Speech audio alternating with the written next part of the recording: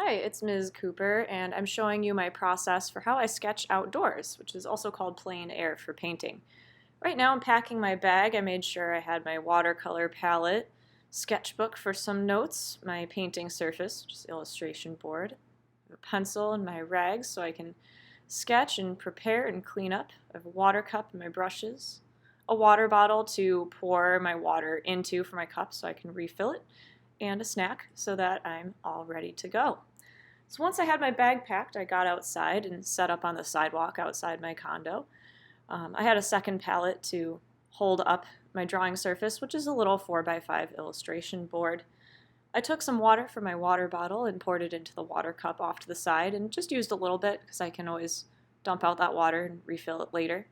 When I did my pencil sketch, I did it really quickly because we are just sketching and just trying to get the idea of the space.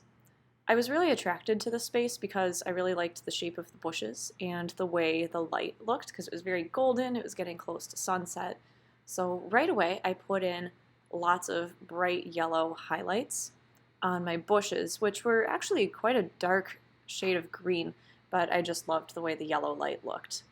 After I put in the yellow, I started building up my paint really slowly but surely, especially because I was outside and I wanted to make sure my paint was really manageable because it would be hard to clean up later just with limited rags with me in my bag. Now I kept the colors really bright and they don't exactly match the bush colors, but this was just a sketch to get an idea of the feeling of the area, so I didn't focus too much on realistic colors. On the building I used some blue for my shadows. It didn't quite show up, but I wanted to just really kind of push and pull those colors, play with the way the light looked at sunset and how it made all my shadows more dramatic. I still went kind of slowly but surely, just making sure that it was easy to clean up, but the sketch really started to develop. I wouldn't necessarily have had to put so much paint down, but I think I really just wanted to show the contrast between the shadows and the really bright lighting, so I actually used quite a bit of paint. You'll see me here adding on a pine tree that also kind of attracted me to the space. It started to overlap the balcony on the building and frame my painting a little bit. If I had to do this again, I would probably zoom out a little bit more so that you could see more of the pine tree because I thought it had a really interesting shape and I liked the way it looked around the building. But that's what sketches are for. You figure out your space, you kind of learn what's going on, and you get a practice with that area. So although this was a really quick painting and it's not the final real deal, I still learned a lot along this journey, and I found a blue that I really like for shadows that I think I'll use a little bit more. I decided at the end that I would go back over this with pen too. After that, I moved upstairs to my balcony just for a change of pace and new scenery, and my strawberry plant had some kind of reddish leaves that I thought were really interesting, so I began painting up there. Fortunately, this time I had a table too for my setup. So I did the pencil sketch again really quickly. I'm trying to get the idea of the leaves in their overall shape, but not necessarily get every little spike and every little triangle just right. I also didn't draw every single leaf in the pot because mostly I was focused on how those front leaves looked because I just wanted to practice with color mixing. When I started this, I already kind of knew that I didn't want to make a whole painting about it, but I really did want to work with the color of the leaves and get some practice in because practice is really important, and it also made it a very low stakes, low stress painting. It was just a nice way to kind of blow off some steam while I was in between other works of art. Right now you'll see me adding some reddish green to the leaves. I just mostly mixed reds and greens for this and didn't add any purple to the leaves, really right up until the very end. You'll see me adding it just now. The difficult part was getting the red pot to look different from the reddish leaves, so that was a little tricky, but things started to come together a little bit when I put in the background, but ultimately I was just happiest with the leaves and how those looked.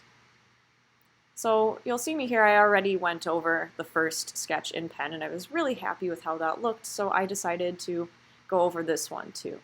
I'm just using a flare pen here, but little Pigma micron markers, or if you were doing a big sketch, a big Sharpie would look cool too. I think these just kind of cleaned it up and helped emphasize some cool lines that were in the leaves. At the end, I decided to have a little critique of the drawings that I did outside today, and I wrote them down on post-it notes on the backs of my paintings. So for the first one, I really enjoyed the lighting in this one. That was what drew it to me, especially through the bushes, the tree, the grass. I thought it was super cool. There was some cool framing with the pine tree that was starting to go on, and I just really loved the mix of textures in the bushes, kind of versus the handrail, the stairs, the brick. There were a lot of interesting things to look at.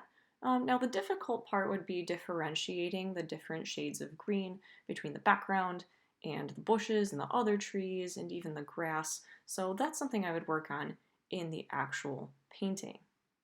So that's that first one. I was really happy with it.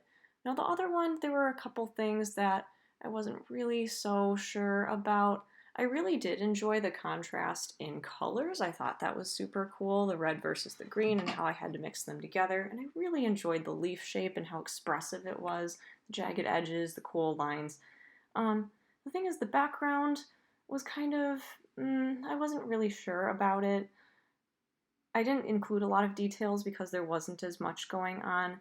And then when it came to the highlights, I tried adding a few with a gel pen just to see what it would have been like if I'd masked better, but I wasn't sure. So ultimately, I liked the first one a little bit better. Thanks for spending some time outside with me. I hope this inspired you to get outside and paint. If you want to see more of my thought process and get inspired a little more, please subscribe and get notified about all the videos, or give this a like if you enjoyed it. Thank you so much for watching.